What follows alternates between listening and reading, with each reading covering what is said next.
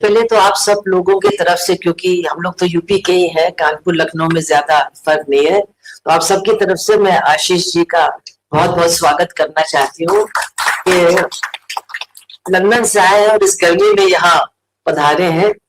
और इनकी जो किताब है ये वास्तव में बहुत ही महत्वपूर्ण किताब है।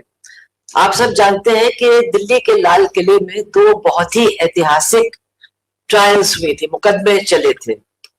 और पहला मुकदमा जो वहां अंग्रेजों ने चलाया वो बहादुर शाह जफर के खिलाफ चलाया, जब वो उन्होंने 1857 के गदर को बिल्कुल पूरी तरह से दबा दिया था, तो उन्होंने बहादुर शाह जफर का वहां पर मुकदमा पर चलाया और उनको भी उन्होंने एक तरह से गद्दारी के मामले में दोषी पाया और फिर उनको बर्मा भेज दिया।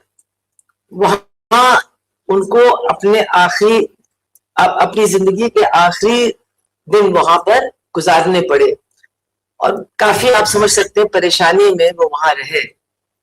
लेकिन जो लिंक है दोनों मुकदमों के बीच में वो है सुभाष चंद्र बोस, क्योंकि जो दूसरा मुकदमा वहां चला था वो आईएनए के 3 अधिकारियों के खिलाफ चला था। एक शाहनवाज साहब थे, एक हमारे धिल्लन साहब थे और एक हमारे पिताजी प्रेम सहगल थे। लेकिन दोनों मुकदमों के बीच में बहुत दिलचस्प लिंक कड़ी है सुभाष चंद्र बोस की, क्योंकि जब उन्होंने सिंगापुर से आजाद हिंद फौज का हेडक्वार्टर बर्मा शिफ्ट किया तो उन्होंने जाकर के सबसे पहला जो काम किया वो बहादुर शाह जफर की मजार पर उन्होंने चादर चढ़ाई। मतलब ये बताता कि वो कितने बड़े आदमी थे कि उनको ध्यान था कि जिस लड़ाई को हम लड़ रहे हैं इसमें जो हमारे पूर्वज रहे हैं उनकी इज्जत करना कितना जरूरी है। और उनके साथ जो लोग थे उस वक्त, उन्होंने कहा है कि जब वो चादर चढ़ा रहे थे तो उनके आंखों से आंसू गिर रहे थे और उन्होंने वहां एक तरह से वचन दिया बहादुर शाह जफर को कि अगर मैं कभी हिंदुस्तान वापस गया और आजाद हिंदुस्तान लौटा तो पहला काम मैं करूंगा कि आपको यहां से मैं लाल किले में या दिल्ली में जहां आपके पुरखे दफन है वहां मैं बाइज्जत आपको दफन करूंगा। और मैं कहना चाहती हूँ कि उसके बाद शायद इतना बड़ा नेता पैदा नहीं हुआ हिंदुस्तान में, क्योंकि वो मजार आज भी वही बर्मा में ही है।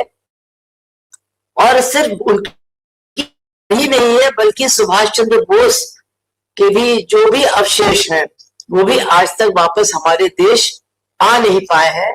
और जिस तरह से उनका सम्मान दिल्ली के अंदर होना चाहिए था, मतलब एक तरह से उनके अवशेष को वहां ला करके, वो मौका भी हमारे देशवासियों से एक तरह से छीन लिया गया है।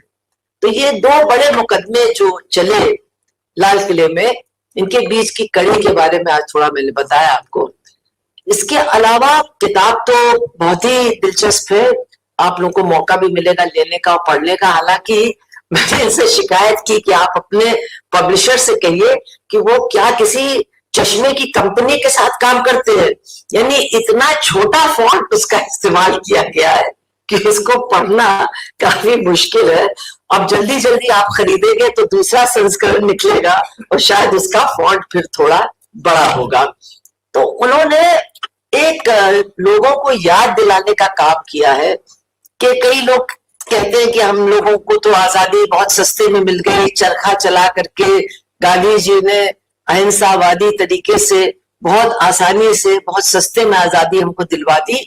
लेकिन ये बात सही नहीं है। और इस किताब में इस मुकदमे के अलावा जो तमाम क्रांतिकारी रहे हैं हमारी आजादी की लड़ाई में, उनके बारे में भी उन्होंने लिखा है कि कई कई दिशाएं थी स्वतंत्रता संग्राम में और उन सबको याद करना और उनका सबका सम्मान करना बहुत जरूरी है। और ये जो बात है इस ट्रायल को लेकर के, इस मुकदमे को लेकर के, इसमें 2-3 चीजें बहुत दिलचस्प हैं। आपने शायद वो इंटरव्यू हमारे प्रधानमंत्री जी का, जो मौजूदा प्रधानमंत्री हैं, उनका देखा होगा जब उन्होंने कहा कि गुजरात में जब दंगा हो रहा था तो मैंने एक बहुत बड़ी गलती की, मैंने मीडिया को मैनेज नहीं किया। अगर मैं मीडिया को मैनेज कर लेता तो किसी को पता भी नहीं चलता कि गुजरात में क्या हुआ है, ये उन्होंने एक इंटरव्यू में कहा था। तो ये बात बहुत स्पष्टता से सामने आती है जब हम उस मुकदमे के बारे में सोचते हैं, क्योंकि अंग्रेजों के जमाने में भी जिस तरह से मीडिया पर आज शायद नियंत्रण है, उस समय भी जब हम गुलाम थे उस समय नहीं था। और आप सोचिए कि हमारे देशवासियों को पता ही नहीं था कि वहां सिंगापुर में आजाद हिंद फौज बनी थी, सुभाष चंद्र बोस वहां गए थे, उसके नेता वो बने, उन्होंने लड़ाई भी लड़ी थी, अंग्रेजों के खिलाफ लड़े भी थे। इन सारी चीजों के बारे में जानकारी नहीं थी, क्योंकि युद्ध के दौरान नेचुरली मीडिया के ऊपर बहुत ज्यादा नियंत्रण था और वो खबरें यहाँ आई नहीं। सिर्फ जो वहां से ब्रॉडकास्ट होते थे, कभी नेताजी का ब्रॉडकास्ट हुआ, कभी मेरी माँ का हुआ, कभी और कुछ लोगों का हुआ, तो कुछ लोगों को सुनने में आता था कि हाँ ऐसा कुछ हो रहा है। लेकिन अंग्रेज, मतलब देखिए, एक बात बहुत अच्छी है कि हाकिम इतने ज्यादा अपने मतलब मगरूर के नशे में होते हैं कि उनको लगता है कि हम जो भी करेंगे, जो भी लोगों को बताना चाहेंगे, उसका फायदा हम ही को मिलेगा। कई लोगों ने उनको उनसे कहा भी कि ये मुकदमा मत करवाइए, भाई इनको फांसी देना है, इनको गोली से उड़ाना है, जो कुछ करना आप कर दीजिए, लेकिन ये मुकदमा मत चलाइए। लेकिन उन्होंने कहा नहीं, ये जो देश है ये हमारे भक्तों का देश है, क्योंकि ये है अंधभक्तों का देश, वो तो हम लोग देख रहे हैं। तो उस समय अंग्रेज भी समझते थे कि ये अंधभक्तों का देश है, और वो जो भी कहेंगे या जो भी बात आएगी कि इन लोगों ने अंग्रेजों का विरोध किया, अपने जो राजा थे उनका विरोध किया, जो उन्होंने कसम खाई थी, वफादारी की, उसको तोड़ा, तो इन सारी चीजों से लोग इनके खिलाफ हो जाएंगे, आजाद हिंद फौज के खिलाफ हो जाएंगे, और जो अंग्रेजों के प्रति उनकी वफादारी है वो और भी ज्यादा मजबूत होगी। तो उन्होंने तय कर लिया कि नहीं, मुकदमा हम करेंगे। फिर दूसरा उन्होंने फैसला लिया कि मुकदमा हम लाल किले में करेंगे, जो वैसे भी हमारे देश में एक लोगों के लिए बहुत बड़ा प्रतीक है। वहां मुकदमा उन्होंने चलाया। दरअसल उनको एक दूसरा था आजाद हिंद फौज का, बुरहानुद्दीन, उसके खिलाफ उनको चलाना था, लेकिन उसके कागजात में कुछ थोड़ी सी त्रुटि थी, तो उन्होंने कहा अच्छा इसके ऊपर बाद में मुकदमा चलाएंगे, पहले इन तीनों के खिलाफ चलाएंगे। और देखिए, जब हम कहते हैं जब किसी का वक्त आ जाता है तो जैसे कहते हैं ना, विनाश कालम विपरीत बुद्धि, तो वो उन अंग्रेजों के साथ भी कुछ कुछ दिखाई देती है कि उन्होंने जो 3 अफसरों को वहां पर खड़ा किया मुकदमे के लिए, उनमें से एक मुसलमान थे शाहनवाज खान साहब, एक सरदार थे धिल्लन साहब, और एक पंजाबी हिंदू थे यानी हमारे पिताजी प्रेम कुमार सहगल।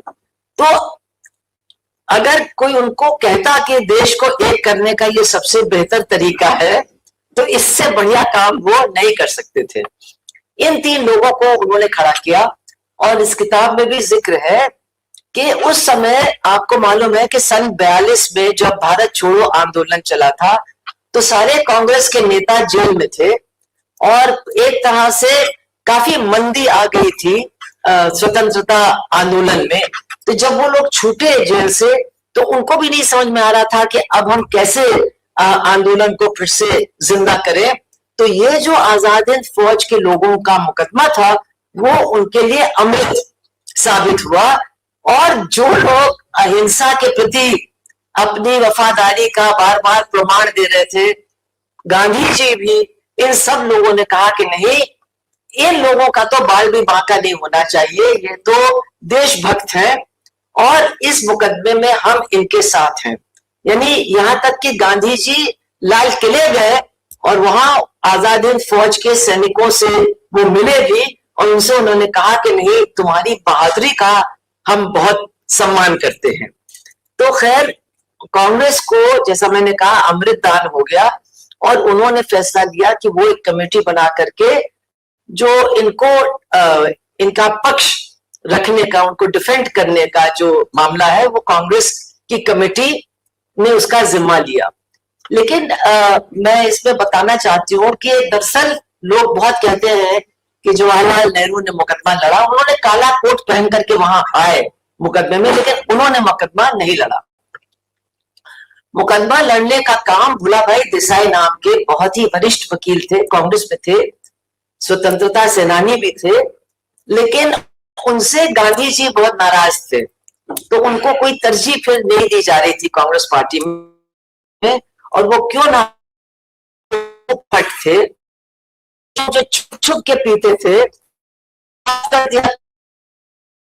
लेकिन जो खुल करके शाम को अपना पी लेता था, उसको गांधी जी माफ ने कांग्रेस की हर बाहर कर दिया गया था। ठीक है, उससे बढ़िया कोई वकील था नहीं हिंदुस्तान में। मेरे दादा उस समय लाहौर में रहते थे, वो पंजाब हाई कोर्ट के एक जज थे, लेकिन वो दिल्ली आए जब उनको पता चला कि ये लोग बंद है, और उन्होंने जो सबसे बड़ा उनका योगदान रहा, या दो योगदान थे। पहला ये कि उन्होंने कहा ये तीनों का मुकदमा एक साथ लड़ा जाएगा, ताकि ये ना हो कि ये कुछ कह रहे हैं, ये कुछ और कह रहे हैं, और इसमें फिर सबको एक तरह से मतलब सबका मामला खारिज कर दिया जाएगा। तो उन्होंने कहा, और खैर जो दूसरे दो थे शाहनवाज साहब और धिल्लन, उन्होंने कहा तो आप हमारा लड़िए, क्योंकि हमारा मुकदमा लड़ने वाला कोई है भी नहीं। शाहनवाज साहब के कोई वहां रिश्तेदार भी नहीं थे, और धिल्लन साहब के परिवार के लोग भी काफी मतलब ज्यादा पैसे वाले नहीं थे। और यही नहीं, इसके साथ साथ तीनों का मुकदमा एक साथ लड़ने का फैसला लिया गया। और ये मैं आपको बताऊं कि जहां तमाम लोग, कांग्रेस हो, कम्युनिस्ट हो, सब इस मुकदमे में काफी दिलचस्पी ले रहे थे, सड़कों पे भी लड़ रहे थे, मुस्लिम लीग ने भी कहा कि हम भी मुकदमा लड़ेंगे, लेकिन सिर्फ जो मुसलमान इसमें है दोषी, मतलब सॉरी, जिनके ऊपर अपराध है, वो उन्हीं का मुकदमा हम लड़ेंगे। लेकिन शाहनवाज साहब ने कहा कि हम ये सब बिल्कुल मानते नहीं है, हम लोग तीन साथ में हैं, और हम लोग तीनों का मुकदमा एक साथ लड़ा जाएगा, हमको मुस्लिम लीग की मदद नहीं चाहिए। तो खैर पहला काम तो ये हमारे दादा की वजह से हो गया। और दूसरा, उन्होंने भुलाभाई देसाई से कहा, जो बहुत बीमार थे बंबई में, कि आप ये मुकदमा लड़िए। तो भुलाभाई देसाई ने कहा, आप तो जज साहब हैं, आपको क्या दिलचस्पी है इस मुकदमे में? उन्होंने कहा मेरा बेटा भी इसमें है। उन्होंने कहा तब तो मैं आऊंगा। और उन्होंने अपने मतलब एक तरह से जान को जोखिम में डाल करके दिल्ली आकर के मुकदमा लड़ने का काम किया, और उसके कुछ ही महीनों बाद उनका देहांत भी हो गया, वो काफी बीमार थे। एक बहुत इंटरेस्टिंग बात यह है कि मैंने कहा ना, मेरे दादा जज थे उस समय, तो उन्होंने कहा जाकर के कि मैं इस्तीफा देना चाहता हूं, क्योंकि मुझे जाना पड़ेगा अपने इस मुकदमे की पैरवी वगैरह करने के लिए। तो जो गवर्नर थे पंजाब के, अंग्रेज, उन्होंने कहा भाई मेरा बेटा होता तो मैं भी जाकर के पैरवी करता, तो तुम इस्तीफा मत दो, तुम छुट्टी ले लो, और जब तक मुकदमा चले तब तक तुम छुट्टी पर रहना, जब मुकदमा खत्म हो जाएगा तो तुम वापस आ जाना। तो मतलब अंग्रेज तो बहुत खराब थे, साम्राज्यवादी थे, लूटने आए थे, लेकिन कुछ मामलों में वो हो सकता है कि हम लोग जिन लोगों को झेल रहे हैं उनमें से कुछ थोड़े बहुत अच्छे थे कुछ मामलों में। खैर, तो भुलाभाई देसाई तैयार हो गए, तीनों का मुकदमा एक साथ लड़ा गया। और इस मुकदमे में कुछ खास बातें भुलाभाई देसाई ने जो वहां पर बहस की, तो कुछ उन्होंने बातें वहां पर रखी जो शायद दुनिया के अंदर पहली बार किसी मुकदमे में या किसी कोर्ट के सामने रखी गई हो। और वो बात थी कि कोई भी गुलाम अपनी मुक्ति के लिए लड़ने के लिए स्वतंत्र, किसी भी अपनी मुक्ति के लिए लड़ने से नहीं रोक सकते हैं, वो अपराध नहीं है, वो उसका हक है, उसका अधिकार है। और ये एक बहुत महत्वपूर्ण बात थी जो भुलाभाई देसाई ने लगातार अपने बहस के दौरान कहा। और उन्होंने कहा कि ये लोग मतलब स्वतंत्रता है, इसलिए इनका क्या वादा था, ये मतलब अंग्रेजों के क्या कहते हैं, फौज के सदस्य थे, ये सब चीजें महत्वपूर्ण नहीं है। उनके लिए गुलामी के खिलाफ लड़ना ही सबसे बड़ा धर्म था, सबसे बड़ा कर्म था, इसलिए आप उनको अपराधी नहीं घोषित कर सकते हैं। तो दिलचस्प बात यह है कि इस तरह की बहस को इस मुकदमे के बाद कई मुल्कों के जो मुक्ति आंदोलन में भाग लेने वाले लोग हैं, उन्होंने इसको इस्तेमाल किया, इसको दोहराया, और ये एक तरह से एक स्थापित बात बन गई कि हाँ, अपनी आजादी के लिए लड़ना कभी भी अपराध नहीं हो सकता है। उसमें अगर आप हिंसा भी करें या और किसी, जैसे कि भगत सिंह को क्या हम आतंकवादी कहेंगे कि देशभक्त कहेंगे, ये कई लोग इन सवालों को उठाते हैं, और इनका जवाब यही दिया जा सकता है कि वो अपने किसी फायदे के लिए नहीं लड़ रहे थे, वो देश की आजादी के लिए गुलामी के खिलाफ लड़ रहे थे, इसलिए उनको देशभक्ति कहा जाएगा, आतंकवादी नहीं कहा जाएगा। तो वो जो बहस में भुल्लाभाई देसाई ने बातें उठाई, वो एक तरह से पूरी दुनिया में अब कई जगहों पर स्थापित हो चुकी है कि हाँ, ये बात सही है, और जो बहुत सारे मुक्ति आंदोलन हुए हैं वहां भी ये बातें कही गई हैं और मानी गई हैं। तो खैर, उन्होंने वहां पर ये बात कही। दूसरी बात मैं कहूंगी जो इस किताब में नहीं है, मैंने इनसे कहा भी थोड़ा सा जिक्र होना चाहिए था, कि ये जो 3 लोग चुने गए थे, इनके चरित्र के बारे में भी कुछ यहाँ पर होना चाहिए था, क्योंकि आजकल तो उन लोगों को वीर कहा जा रहा है। उन्होंने अंग्रेजों से माफी मांगी, तो जब आपके सामने फांसी का फंदा है तो माफी मांगना बहुत आसान है। और मैं तो कहूंगी कि अगर फांसी और माफी मांगने के बीच में चुनाव करने की नौबत आए तो हम में से बहुत से लोग माफी मांग लेंगे, फांसी की सूली पर चढ़ने के लिए तैयार नहीं रहेंगे।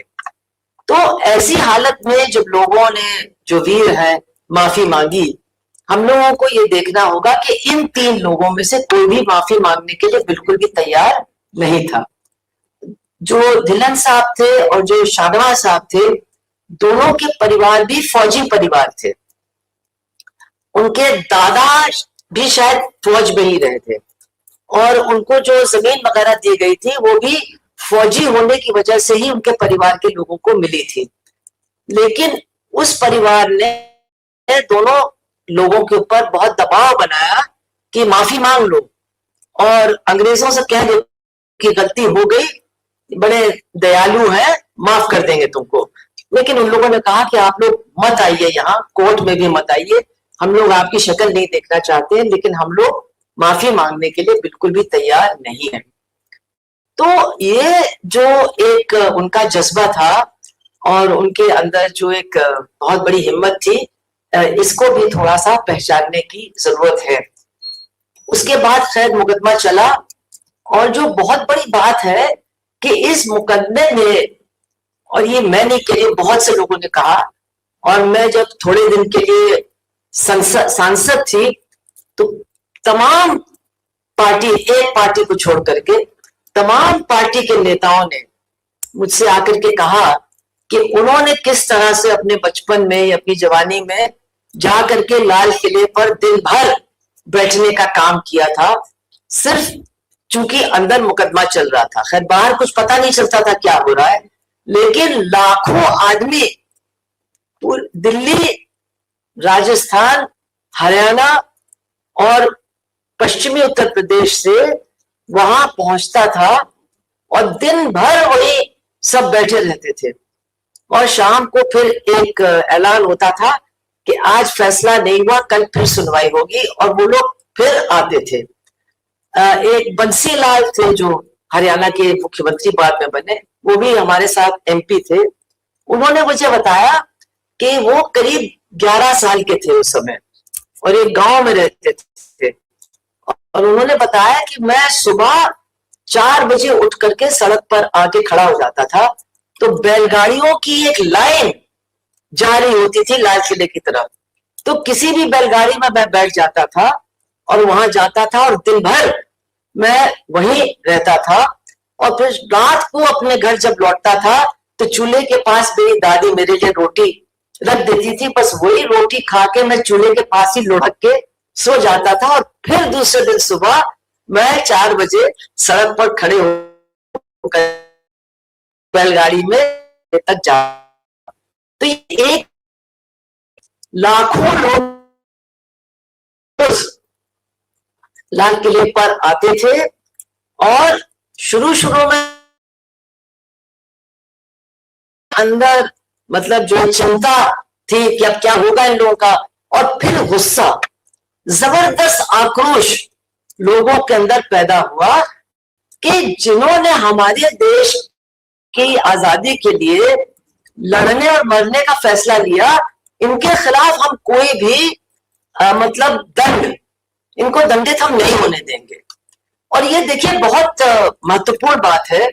आप सब जानते हैं कि हमारे देश में जो गदर में लोग थे शामिल, उनको बहुत बुरी बुरी सजाएं अंग्रेजों ने सुनाई, मतलब तोपों में डाल के उनको दागा गया, पता नहीं कितनों को फांसी हुई। और उसके बाद आप ये भी जानते हैं कि भगत सिंह जैसे राष्ट्र नायक को भी फांसी दी गई। लेकिन इन तीनों को फांसी न हो, इसके लिए ऐसा लग रहा था कि पूरे देश का बच्चा बच्चा बिल्कुल तैयार बैठा है कि इनको हम फांसी होने नहीं देंगे। और उस समय दिल्ली में पोस्टर लगने लगे और उसमें आने लगा कि अगर इनको कुछ भी हुआ तो एक भी अंग्रेज यहां जिंदा बचेगा नहीं। और फिर जैसे जैसे मुकदमा चलता रहा, अंग्रेजों के ऊपर हमला भी होने लगा कि दुकान में, होटल में, सड़क में, रिक्शे से भी किसी को मारा कोई नहीं गया, लेकिन हमला उनके ऊपर होने लगा। और ये सारी जानकारी निश्चित रूप से जो सरकार को चला रहे थे अंग्रेज, उनको पता चली कि इतना जो उन्होंने सोचा था ठीक उसके उल्टा हुआ।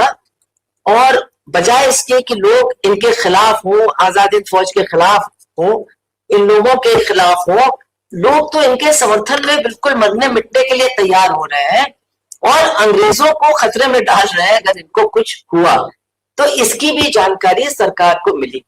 इसके अलावा चंदा इकट्ठा हो रहा था कि इनका जो मुकदमा है उसको चलाने के लिए चंदा भी इकट्ठा हो रहा था।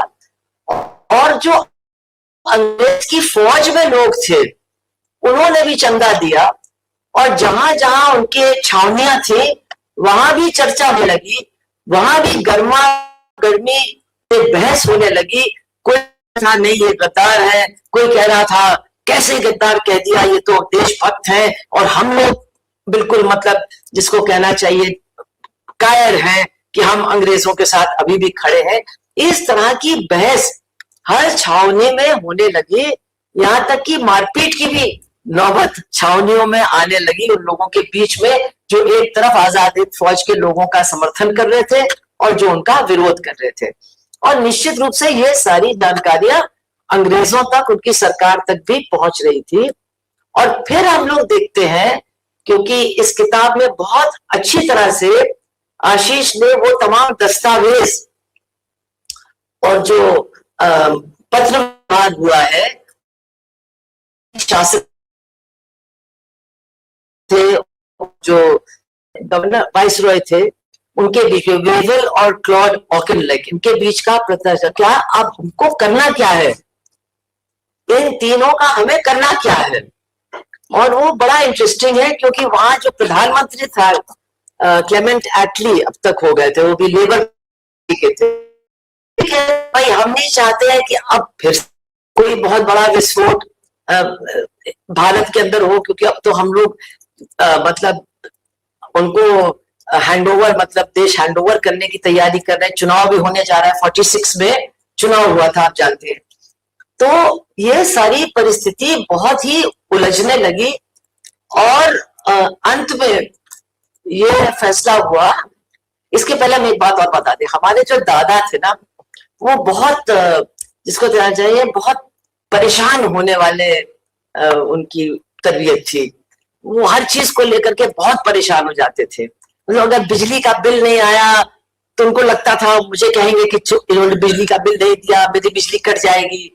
इनकम टैक्स से अगर मान लीजिए कोई आ गया, अरे लोग समझेंगे कि मैं टैक्स चोरी कर, मतलब इस तरह के होते, बहुत ज्यादा चीजों को लेकर के टेंशन पालते थे। और वो किसी भी मुकदमे की तैयारी भी बहुत ज्यादा, मतलब बहुत ज्यादा समय और बहुत ज्यादा परिश्रम करके वो तैयारी करते थे।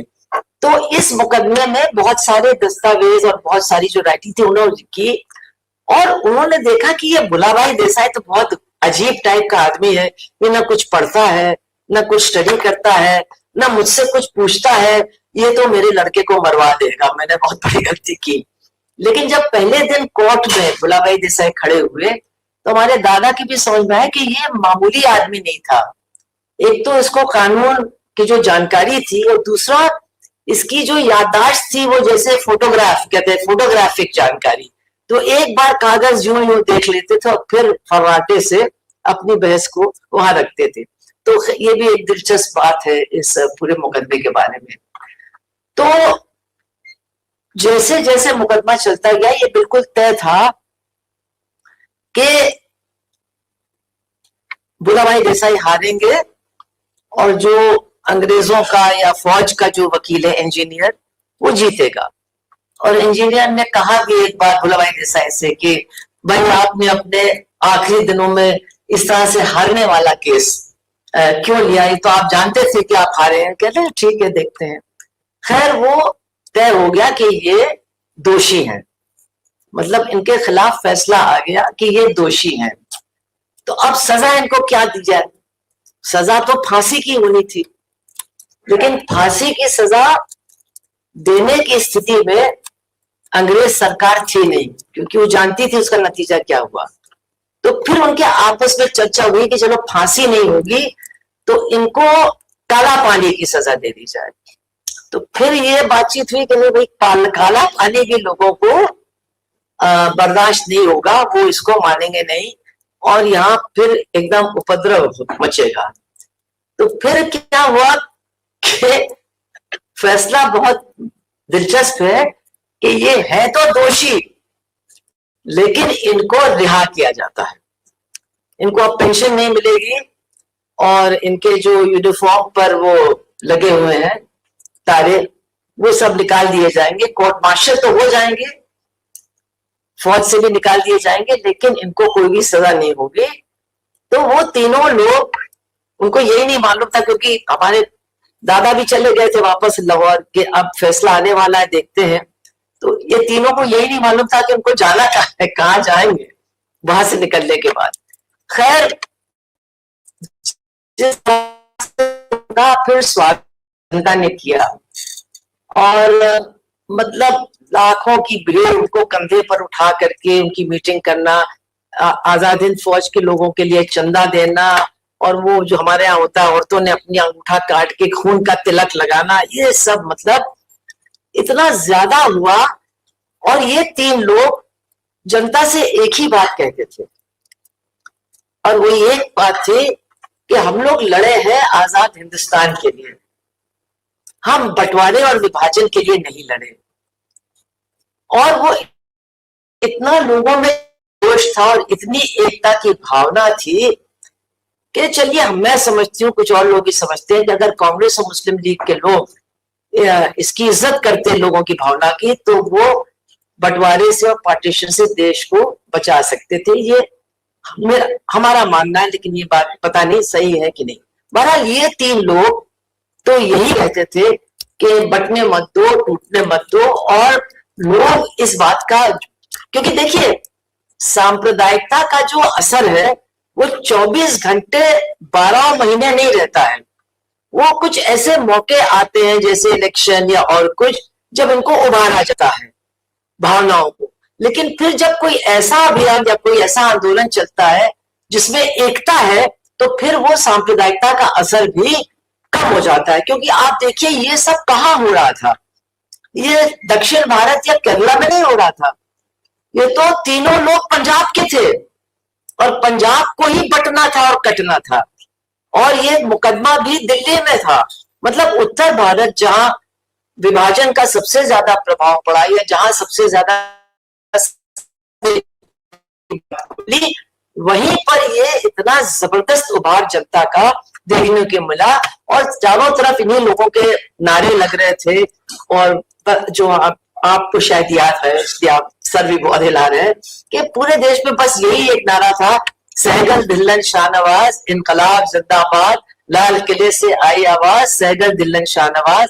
और अगर लोगों से आप पूछते कि भाई इनमें एक मुसलमान है, एक हिंदू है, एक सरदार है, तो लोगों से आपको मारना शुरू कर देते लोग, क्योंकि वो चीजें, वो पहचान बिल्कुल ही लोगों के दिमाग से मिट गई थी और वो आजादी के लिए लड़ने वाले लोग थे जो उनके नायक थे। और ऐसी स्थिति थी कि जब ये लोग इनको मतलब दिल्ली में घूमे, इधर उधर गए, उसके बाद जब ये लाहौर आने वाले थे तो लाहौर के स्टेशन में और लाहौर के स्टेशन की छत पर इतनी भीड़ जमा हो गई कि अंग्रेजों को उनकी ट्रेन 2 स्टेशन पहले रोकनी पड़ी और वहां उतार करके उनको गाड़ी से वो लाहौर ले गए। और ये भी मैं आपको बता दूं कि जिस समय इनके रिहा होने की खबर आई तो रात में लाहौर में हमारे घर में किसी ने फोन किया तो हमारे सब चाचा और बुआएं जो थी वो सब पिक्चर देखने गए थे। तो वहां पिक्चर हॉल के मालिक को मैसेज भेजा गया कि लोग रिहा हो गए हैं। तो वो एक आपको याद होगा जिन्होंने पुराने जमाने में पिक्चरें देखी है कि छोटा सा मैसेज कभी कभी आ जाता था स्क्रीन पर। तो स्क्रीन पर मैसेज आ गया कि सहगल दिल्लन शाहनवाज रिहा। वो पूरा सिनेमा हॉल निकल करके सड़क पर आ गया और पूरा लाहौर उस दिन रात को सड़क पर आ गया और लोग बस पागल हो गए थे खुशी के मारे। और एक दूसरे को मिठाई बांटना, मेरे घर पे भी मतलब दादा के घर पर भी इतनी मिठाइयां आई कि उन्होंने पूरे मोहल्ले को मिठाई खिलाई। इस तरह का जोश था लोगों के अंदर। ये मैं बार बार इसीलिए कह रही हूं कि हम लोग जो समझते हैं कि नहीं ये आपस का झगड़ा, ये तो बहुत पुराना है, कभी खत्म नहीं हो सकता है, या ये जो फीलिंग है सांप्रदायिकता की ये तो बहुत ही गहरी है, ये तो कभी खत्म नहीं हो सकती है, ये ऐसा सोचना ठीक नहीं है। हम ही लोग इन चीजों को पैदा करते हैं या हमारे नेता लोग पैदा करते हैं और ये चीजें गायब भी हो जाती है जब एक बड़ा आंदोलन या एक बड़ी लड़ाई शुरू होती है। और ये उस समय बिल्कुल देखने को मिला। और आप सब जानते हैं कि फिर इस मुकदमे का असर यहाँ पर खत्म नहीं होता है। इसके बाद फिर जो नौसेना है उसमें म्यूटनी होती है और नौसेना के जो लोग हैं वो हर एक बंदरगाह में झंडे लगा देते हैं और कहते हैं कि अब हमारा देश मतलब आजाद हो गया, अब हमको आजाद होना है वगैरह वगैरह। तो अगर उस समय हो सकता है, अगर लोग एकता के बारे में बातचीत करते, आपस की जो कड़वाहट थी नेताओं की वो कुछ कम होती, जनता की इच्छाओं को वो इज्जत देते, तो हो सकता है कि देश का इतिहास भी कुछ अलग होता। लेकिन ये भी हम जानते हैं कि हर तरह के नेता ये नहीं चाहते कि जनता के दबाव में आजादी मिले, क्योंकि अगर जनता के दबाव में आजादी मिलेगी तो फिर आजादी के बाद भी जनता का दबाव बना रहेगा और सरकार का चरित्र भी फिर जनता के दबाव से प्रभावित होगा। तो ये भी बातें लोगों के मन में होती हैं और जो जिस तरह की सरकारें बने हिंदुस्तान और पाकिस्तान में आजादी के बाद वो शायद मेरी बात को साबित करता है। तो अंत में मैं 2 बातें कहना चाहूंगी आपके सामने। एक तो ये कि राष्ट्रवादी कौन है, इस पर हम लोगों को बहुत सोच विचार करना चाहिए। बहुत आसानी से हम लोग तय कर लेते हैं कि राष्ट्रभक्त कौन है और राष्ट्रद्रोही कौन है। अब ये 3 लोग आजाद हिंद फौज के जो लोग थे, पूरा देश इनको राष्ट्रभक्त मान रहा था। और जो लोग अंग्रेजों की फौज में थे, जो सिंगापुर में बंदी बनाए गए थे, जो आजाद हिंद फौज में शामिल नहीं हुए, उनके बारे में ये था कि भाई ये कुछ अंग्रेजों के तरफ के लोग थे। लेकिन जब हमारा देश आजाद हुआ तो जो लोग अंग्रेजों के साथ रहे उनको तो हमारी फौज में ले लिया गया, लेकिन जिन लोगों ने आजाद हिंद फौज में शामिल होकर के अंग्रेजों से लड़ने का काम किया था, जो सबसे बड़े देशभक्त माने जा रहे थे, उनको फौज में नहीं लिया गया। तो कौन है देशभक्त, कौन तय करता है कौन नहीं है? मैं समझती हूँ हम लोग बहुत आसानी से बहुत जल्दी इस पर फैसला कर लेते हैं। इतनी जल्दी फैसला करना नहीं चाहिए। इस सवाल को और ज्यादा गहराई से हमको समझने की और जानने की कोशिश करनी चाहिए। जो हमसे कोई कह रहा है कि फलाना देशभक्त है और फलाना देशद्रोही, उसके कहने पर हमको नहीं मानना चाहिए। ये तो एक बात मैं आपके सामने जरूर रखना चाहती हूँ। और जो दूसरी बात है, जो मेरी अंतिम बात है, वो ये है कि मैंने कहा ना कि पूरा देश आजाद हिंद फौज के इन सैनिकों की रिहाई के लिए खड़ा हो गया और सब कुछ करने के लिए तैयार था। और कम्युनिस्ट पार्टी के बारे में आलोचना होती है, सही आलोचना है कि उन्होंने सुभाष चंद्र बोस का बहुत विरोध भी किया था, लेकिन इनकी रिहाई के लिए जो आंदोलन चला, गोली भी चली, तो उस आंदोलन में चाहे कलकत्ता हो, कानपुर हो और जगह हो, कम्युनिस्ट भी बहुत उस लड़ाई में आगे थे, मरे भी वो गोली खा करके। तो कम्युनिस्ट, सोशलिस्ट, कांग्रेस, मुस्लिम लीग भी, मैंने कहा, उन्होंने कहा था कि मुसलमानों के लिए हम पैरवी करेंगे, तो वो भी खिलाफ नहीं थे, वो भी साथ थे। लेकिन एक राजनीतिक सोच का समूह था जिसने आजाद हिंद फौज का एक तरह से समर्थन तो बिल्कुल ही नहीं किया, एक तरह से विरोध भी किया, और वो था हिंदू महासभा और आरएसएस। इन लोगों ने एक शब्द भी आजाद हिंद फौज के इन अधिकारियों के समर्थन में नहीं कहा, बल्कि उनमें से जो शीर्ष नेता थे वो तो अंग्रेजों की फौज में भर्ती कर रहे थे जब आजाद हिंद फौज सिंगापुर में बन रही थी। तो ये भी मेरे ख्याल से याद रखने वाली बात है जब हम देशभक्ति के बारे में सोच रहे हैं कि कौन है देशभक्त।